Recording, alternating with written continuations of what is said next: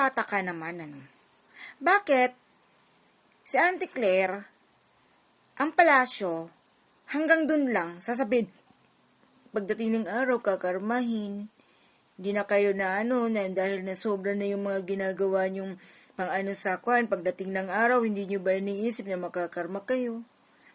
Or, huwag nyong pilitin na mapuno ang pasensya ng ating mahal na Pangulo. Ugok!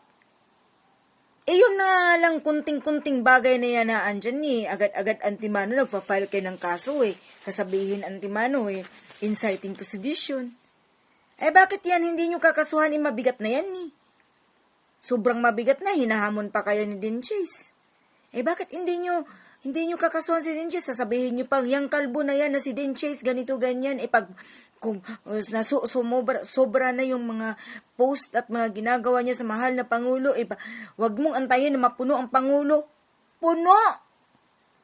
Uy, talagang ayaw nyong mag-file ng kaso dahil mabibisto lahat ng mga pinaggagawa mo. Ngag-ngag. Ferdinand Marcos Jr. Sige nga. Auntie Claire? Huwag mo akong paglulukuyin, tanga. Pagtakpan mo lang talaga yung katotohanan na si Bongbong Marcos ay isang adik at isang bakla na kumakain at sumisisid sa isang lalaki.